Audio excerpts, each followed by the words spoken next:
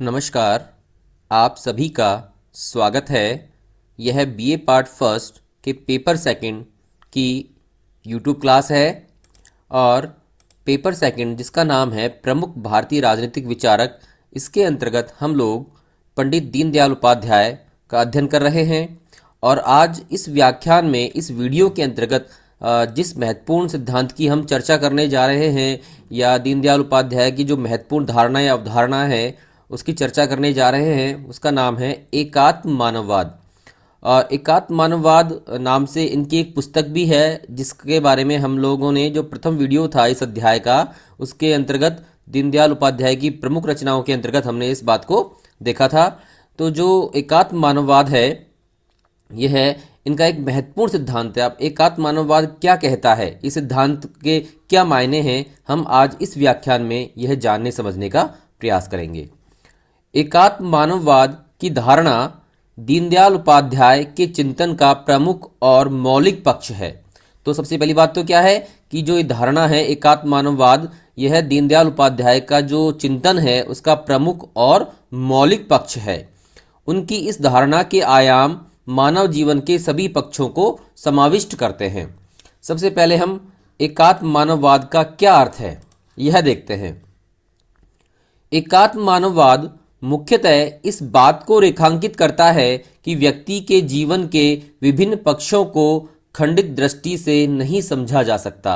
व्यक्ति के जीवन के विभिन्न पक्ष अर्थात जो व्यक्ति के जीवन के विभिन्न पक्ष होते हैं, सामाजिक पक्ष, आर्थिक पक्ष, नैतिक पक्ष, राजनीतिक पक्ष, उन सभी को खंडित दृष्टि से अर्थात उनका अलग अलग करके उनको नहीं समझा जा सकता। कि हम अगर राजनीतिक जीवन को समझें और उसको सामाजिक जीवन से अलग रखकर समझने का प्रयास करें, या आर्थिक जीवन का जो मानव जीवन का जो आर्थिक आयाम है उससे अलग रखकर उसको समझने का प्रयास करें, तो इस प्रकार मानव के जीवन को नहीं समझा जा सकता।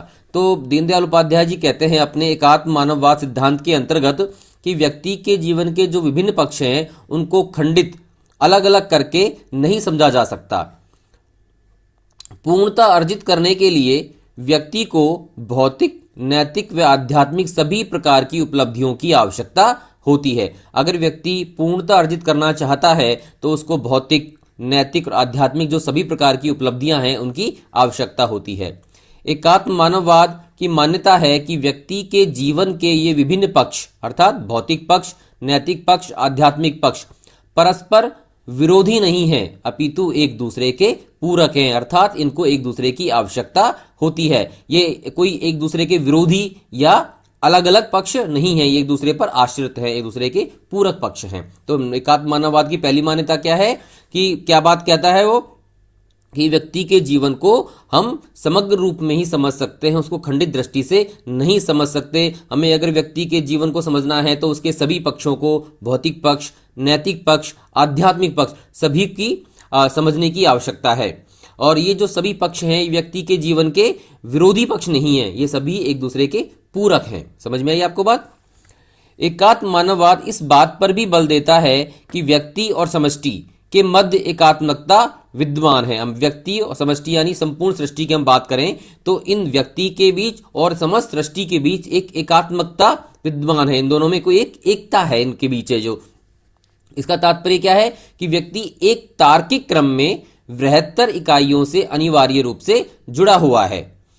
कि एक हम बात करें, एक अगर उसको हम डायग्राम के द्वारा समझने का प्रयास करें तो जो व्यक्ति है एक तार्किक क्रम में बृहत्तर इकाइयों से जुड़ा हुआ है। अब इकाइयां कौन कौन सी हैं? तो व्यक्ति, परिवार, समाज, राष्ट्र और विश्व, ये एक इकाइयां हैं। तो व्यक्ति से बड़ी इकाई, बृहत्तर इकाई कौन सी है?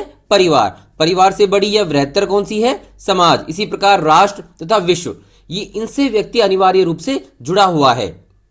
ऐसा नहीं है कि व्यक्ति और समष्टि के बीच में कोई संबंध नहीं है, इनमें एकात्मकता पाई जाती है और व्यक्ति जुड़ा हुआ है। व्यक्ति परिवार से, परिवार के माध्यम से समाज से, समाज के माध्यम से राष्ट्र से और राष्ट्र के माध्यम से विश्व से अनिवार्य रूप से जुड़ा हुआ है। हम इनको एक ही श्रृंखला की विभिन्न कड़ियां कह सकते हैं। जैसे व्यक्ति, परिवार, समाज, राष्ट्र, विश्व, ये एक ही श्रृंखला की विभिन्न कड़ियां हैं। इस प्रकार उनके मध्य किसी टकराव की कल्पना ही नहीं की जा सकती। इनके बीच किसी प्रकार का कोई टकराव नहीं है। वास्तव में वे तो एक दूसरे से निकलने वाले विकास क्रम को ही व्यक्त करते हैं। व्यक्ति से लेकर विश्व तक इस श्रृंखला की सभी कड़ियां अपने क्षेत्र में स्वायत्त हैं। जैसे व्यक्ति, परिवार, समाज, राष्ट्र, विश्व, ये सभी अपने क्षेत्र में स्वायत्त हैं, स्वतंत्र हैं, किंतु अपने से ऊपर की इकाइयों के साथ एकात्म स्थापित करती हैं। ये जो सभी कड़ियां हैं, व्यक्ति परिवार के साथ, परिवार समाज के साथ, समाज राष्ट्र के साथ और राष्ट्र विश्व के साथ एकात्मकता स्थापित करती हैं। आपस में ये जुड़ी हुई हैं, लेकिन इनकी स्वतंत्रता भी है, इनकी स्वायत्तता भी है। स्वायत्त और स्वतंत्र होते हुए भी ये एक दूसरे के साथ जुड़ी हुई हैं, इनके बीच एकात्मकता पाई जाती है। इसका अर्थ यह है कि इनमें से किसी भी इकाई का महत्व कम नहीं है। वह अपनी बृहत्तर इकाई यानी अपने से बड़ी इकाई से एकाकार होकर, उससे जुड़कर उसमें विलीन नहीं होता, यानी उसमें समाप्त नहीं होता, अपितु अपनी सार्थकता में वृद्धि करता है। अगर हम किसी इकाई को अलग कर दें तो उसकी सार्थकता समाप्त हो जाती है, और अगर हम किसी इकाई को दूसरी इकाई के साथ जोड़ रहे हैं तो इसका मतलब यह नहीं है कि हम उसको उसमें विलीन कर रहे हैं, उसको समाप्त कर रहे हैं, नहीं, अपितु उससे जुड़कर वह अपनी सार्थकता में वृद्धि करती है। व्यक्ति परिवार के साथ जुड़कर, परिवार समाज के साथ जुड़कर, समाज राष्ट्र के साथ जुड़कर और राष्ट्र विश्व के साथ जुड़कर अपनी सार्थकता में वृद्धि करता है। ठीक है, तो आपको ये बात समझ में आ गई होगी एकात्म मानववाद का क्या अर्थ है, कि किस प्रकार जो दीनदयाल उपाध्याय जी हैं उन्होंने मानव के विभिन्न पक्षों को समझने के लिए उनमें एकात्मकता स्थापित की है, कि भौतिक पक्ष, नैतिक पक्ष, आध्यात्मिक पक्ष को एक साथ रखकर ही हम व्यक्ति के जीवन को संपूर्ण रूप से समझ सकते हैं। और व्यक्ति और समष्टि के बीच भी उन्होंने एकात्मकता की स्थापना की है, कि व्यक्ति परिवार, समाज, राष्ट्र, विश्व से किस प्रकार जुड़ा हुआ है, इनमें किस प्रकार एकात्मकता पाई जाती है। अब बात करते हैं एकात्म मानववाद के प्रमुख पक्षों की। दीनदयाल उपाध्याय द्वारा प्रतिपादित एकात्म मानववाद के अर्थ की उपयुक्त व्याख्या में इस धारणा के विभिन्न पक्षों का संकेत मिल जाता है। इस धारणा के प्रमुख पक्षों को अग्रांकित रूप में हम इस प्रकार स्पष्ट कर सकते हैं। पहला है कि मनुष्य का जीवन एकांगी नहीं है। मनुष्य का जीवन एकांगी यानी एकाकी, मतलब एकांगी का मतलब होता है कि हम किसी एक पक्ष को ही उस पर बल दें, जैसे भौतिक पक्ष, नैतिक पक्ष, आध्यात्मिक पक्ष। तो कहने का मतलब यह है कि मनुष्य का जो पक्ष है वो एकांगी नहीं है। अब देखते हैं किस मायने में है ये बात। दीनदयाल उपाध्याय के अनुसार मनुष्य के जीवन की एकांगी व्याख्या किया जाना उचित नहीं है। उनका मत है कि मनुष्य की आवश्यकताओं में भौतिक, सांसारिक या आध्यात्मिक पक्षों को अलग अलग करके उनमें से किसी विशेष आवश्यकता को अधिक महत्वपूर्ण मानने से मानव के व्यक्तित्व की एकात्मकता का निषेध होता है। कहने का मतलब यह है कि हम केवल भौतिक पक्ष पर बल दें, सांसारिक पक्ष पर बल दें या आध्यात्मिक पक्ष पर बल दें, तो इससे क्या होगा कि जो मानव के व्यक्तित्व की एकात्मकता है उसका निषेध होगा। हमें इनको समग्र रूप में साथ रखते हुए व्यक्ति के जीवन को समझना है। उनके मत में मनुष्य के कल्याण पर एक समग्र दृष्टि से ही विचार किया जा सकता है।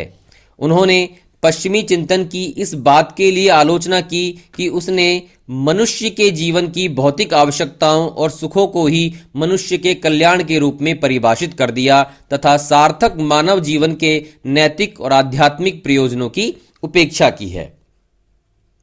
तो यहां हम देखते हैं कि पंडित दीनदयाल उपाध्याय जो है पश्चिमी जो चिंतन है, जिसे हम भौतिकवादी चिंतन कहते हैं, उसकी आलोचना करते हैं, क्योंकि जो पश्चिमी भौतिकवादी चिंतन है वह मनुष्य के केवल उसकी जो भौतिक आवश्यकताएं होती हैं, जो उसके सुख होते हैं, उन्हीं को ही मनुष्य के कल्याण के रूप में परिभाषित करता है, और जो मानव के जो नैतिक और आध्यात्मिक पक्ष हैं या प्रयोजन हैं उनकी उपेक्षा करता है। इस वजह से पंडित दीनदयाल उपाध्याय जो हैं पश्चिमी भौतिकवादी चिंतन की आलोचना करते हैं। वे मनुष्य के कल्याण के लिए उसके सभी पक्षों की पूर्ति आवश्यक मानते हैं, चाहे वह भौतिक पक्ष हो, सांसारिक पक्ष हो या आध्यात्मिक पक्ष हो।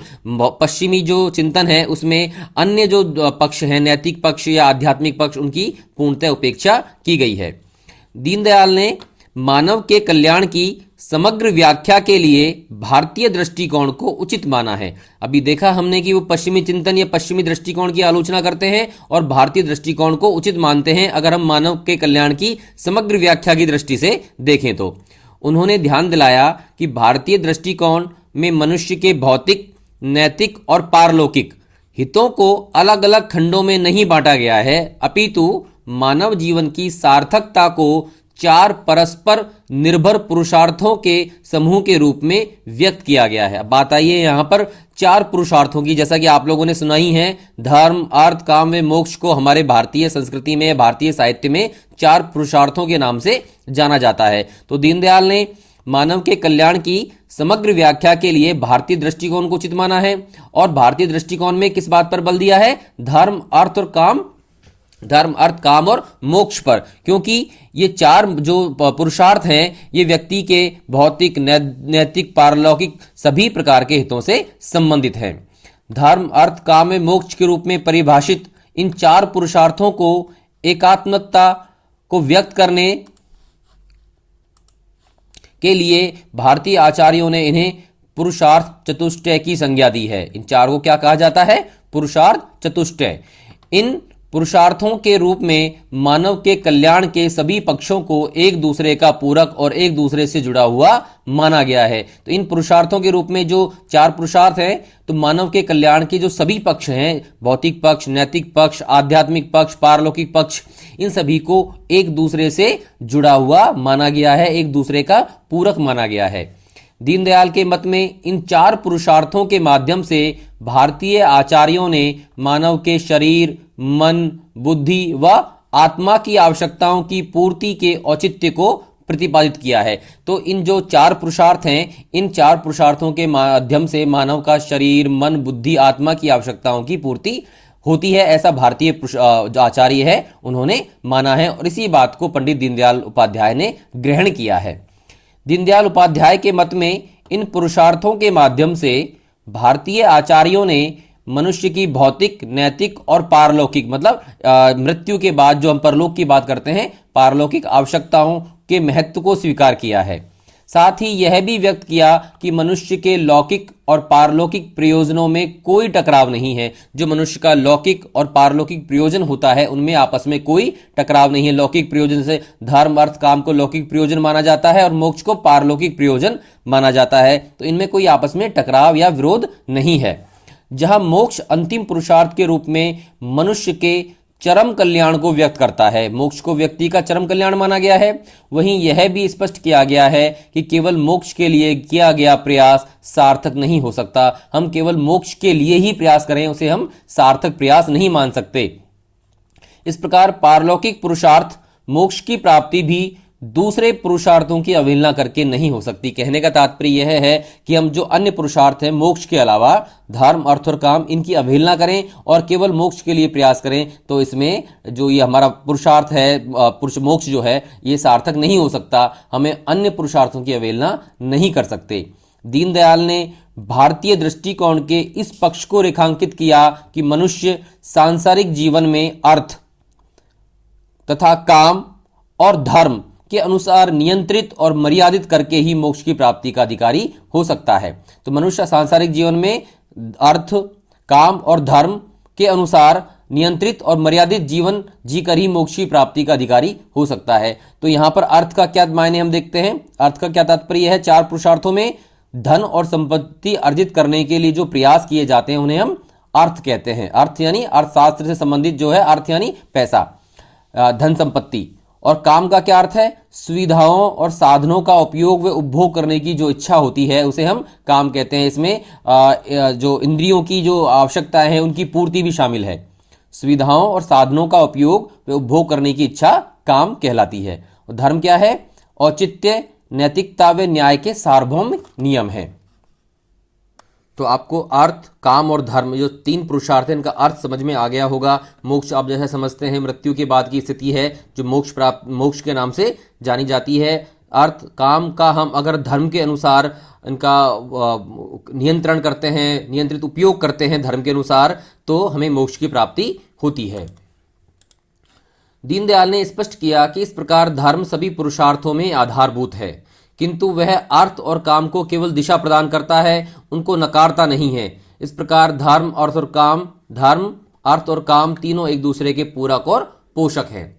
अब दोबारा देखते हैं इसको कि धर्म सभी पुरुषार्थों में आधारभूत माना गया है, किंतु वह अर्थ और काम को दिशा प्रदान करता है, उनको नकारता नहीं है। कि हम ये कहें कि धर्म जो है अर्थ और काम को नकारता नहीं, वह उनको उनके औचित्यपूर्ण धर्मपूर्वक प्रयोग का समर्थन करता है कि अर्थ और काम को धर्मपूर्वक अगर हम प्रयोग करेंगे, उनका उपयोग करेंगे तो हमें मोक्ष की प्राप्ति होगी। इस प्रकार धर्म, अर्थ और काम एक दूसरे के पूरक हैं और एक दूसरे के पोषक हैं।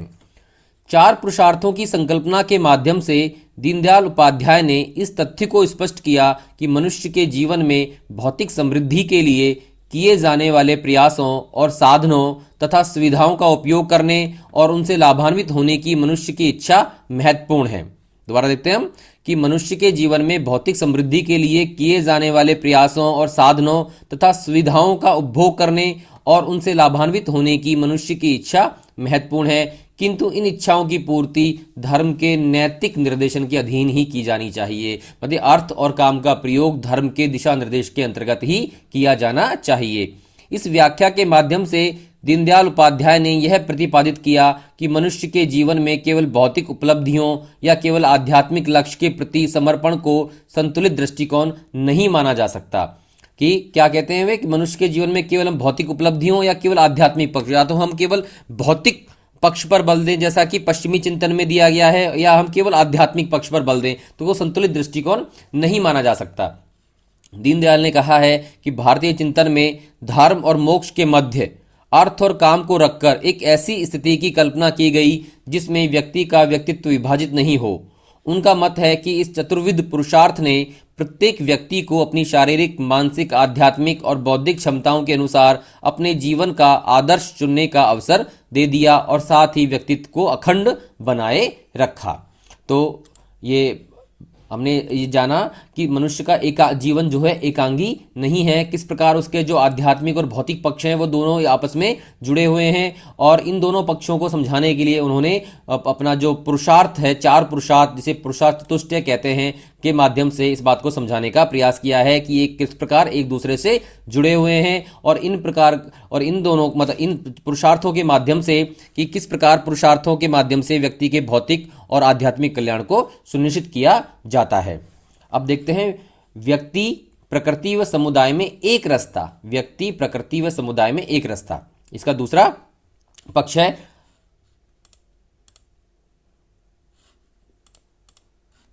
एकात्म मानववाद की धारणा समाज और राष्ट्र में व्यक्ति की भूमिका को महत्वपूर्ण मानती है।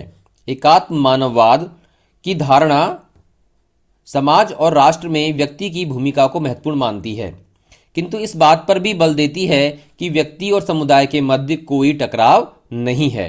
एकात्म मानववाद व्यक्ति के समुदाय, राष्ट्र और विश्व से तादात्म्य पर बल देता है। तादात्म्य यानी एकात्मकता पर बल देता है। व्यक्ति, समुदाय, राष्ट्र और विश्व से जुड़ा हुआ है। अभी हमने इस बात को जाना था।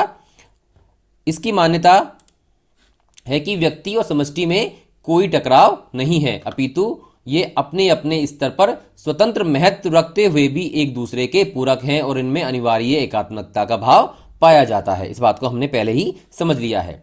दीनदयाल ने स्पष्ट किया कि इस एकात्मकता का अनुक्रम इस रूप में समझा जा सकता है। जो एकात्मकता है व्यक्ति, समाज, परिवार, राष्ट्र में, इसके अनुक्रम को हम किस प्रकार समझें कि व्यक्ति अपनी निकटतम बृहत्तर इकाई से प्रारंभ कर क्रमशः राष्ट्र और विश्व से तादात्म्य स्थापित कर ले। यदि व्यक्ति से विश्व तक पूरी व्यवस्था को वृत्त, एक सर्किल जो होते हैं, अगर उसमें हम समझने का प्रयास करें तो इसके केंद्र में व्यक्ति होगा तथा सबसे बड़े वृत्त की परिधि पर विश्व। तो एक छोटा वृत्त है उसमें व्यक्ति है, फिर उससे बड़ा वृत्त है, फिर उससे बड़ा है, और अंत में कौन सा है? विश्व।